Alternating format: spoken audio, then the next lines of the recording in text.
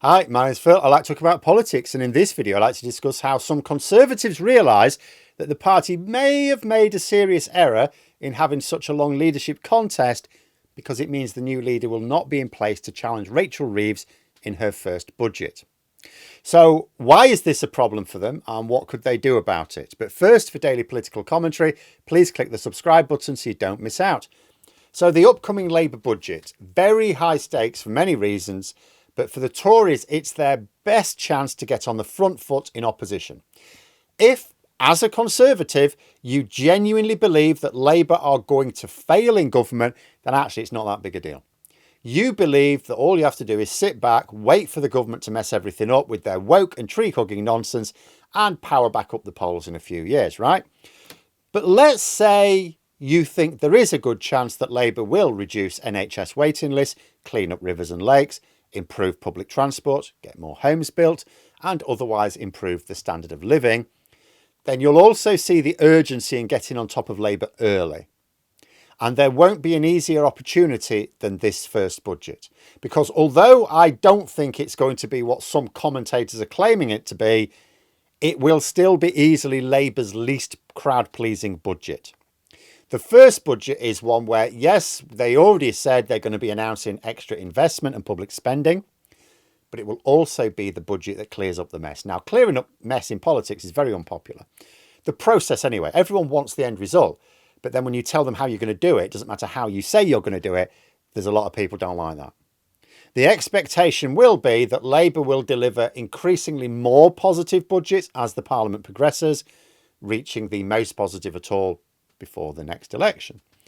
In addition, it's fair to say that Labour are also struggling to get on top of their communications game in government. It wasn't very good in opposition, let's be honest. But now they've not only got their own comms team to worry about, but the whole civil service leak operation to contend with. In another year, Labour may be in a much stronger position. Indeed, the assumption has to be that they will be. So the Tories need to stick the boot in while Labour are at their weakest point. The problem for them is the budget is being announced on October the 30th and the new Tory leader is announced on November the 2nd. Some now think this was a little bit of a mistake, at least in hindsight. Now, there were those who wanted a shorter contest from the start, but for other reasons. When the Tories announced the timeline for the leadership contest, they didn't actually know when the budget would be. Although if they'd thought about it, they'd probably have supposed it would have been before November. After all, new governments usually hold a budget the month after winning power. Now, Labour were already delaying quite a bit, couldn't really be helped, because if they'd have held it a month later, that would be into August, it's summer recess and all the rest of it. They'd have had to cancel all summer recess. So they were already going to be delaying it a little bit anyway, but they in theory could have held it in September. It wasn't necessarily expected it would be 4 months later. So being fair, nobody could have guessed as well that Labour were going to kick up an early stink with a policy like the winter fuel allowance, or present 6 weeks of such a morbid narrative about their own opening budget. So maybe the Tories imagined that it was better to actually take longer and make a better choice of leader than go for the short-term game of being ready for the first budget, which they didn't necessarily realise would be such an easy political opportunity for them. And it may still be that that was the right call, but there are Conservatives increasingly looking at the situation now and thinking that none of the candidates are really all that good anyway. So, does it really matter who they pick? And now the party's going to be effectively leaderless when Reeves presents her first budget to Parliament. Because as things currently stand, it's going to be Rishi Sunak and Jeremy Hunt leading the Tory charge against Labour. But they won't be taking that seriously, because everyone knows that a few days later they'll be sitting on the back benches, not really representing their party at all. And a lot of voters, a lot of the public, don't really want to listen to anything that Hunt or Sunak have got to say.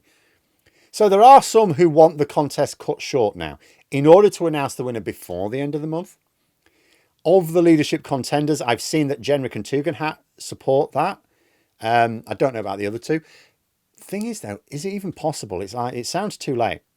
Because there are still 2 more rounds of voting to reduce the field to 2 candidates before being sent to the party members to vote. And those rounds of voting take place next week anyway. They can't take place earlier because Parliament's still in recess, and that still leaves a very tight timetable for printing ballots and letting party members vote, because you've got to have, as soon as you whittled it down to 2, you've got to print the ballots with those 2 names on, post them out to party members, and give members enough time to receive them, fill them in, send them back, ready for a declaration on November the 2nd. It's all quite tight as it is. I read a Telegraph article talking about this, and they didn't have any proposals for how it could be done. The final paragraph was talking about how party officials think that this desperately needs doing, but that they also can't think of a way to do it. The obvious way would be to exclude the members from voting, just leave it to MPs. But that would be a very bad move that nobody would want to take. They got into enough they got into enough shit basically by changing the party election rules last time that, although it didn't in theory exclude the members, in practice it did. At best, they could truncate the next 2 knockout rounds on Monday and Tuesday to shorten the process by a couple of days. But if you shorten it by a couple of days and everything else remains the same, that still gets the leader in the day after the budget. It's still not enough. There's just no time to assemble the key positions within the shadow cabinet. Even if you somehow came up with a way of doing it so you can announce the leader on the 29th of October, the day before, right? That leader's then got to assemble at least the key positions within their shadow cabinet and then decide how they're going to attack the budget, because they'll get slightly advanced copy of that. It will be a fairly chaotic time for a new Conservative leader to be having to form their top team as well as conjure up arguments against the weakest budget they'll be facing. The reality is probably that you'd need the new leader in place a good week before the budget at least. I don't think there's any way of doing that without disenfranchising a load of party members, either by cutting them out completely or by leaving so little time you'd have to hope the postal service could get your ballot to you really quickly. You fill it in on the same day and post it back on the same day. I don't see any other way. So unless they come up with a moment of the sorts of genius that the party has been lacking for years now, they're probably just going to have to accept that it will be established failures trying to attack Labour over their budget and make peace with it. But you can see why they're desperately trying to work out a way out of this, can't you? It's not looking like it makes much difference who they pick as leader right now. But this budget is a very big deal for them. They just didn't see it that way back when it was possible to change the timetable. But there we are. Those are my thoughts. Let me know yours in the comments below. If you enjoyed the video, please click the like button. And if you'd like to support the channel further, you can join for memberships. Thanks for watching. And until next time, I'll see you later.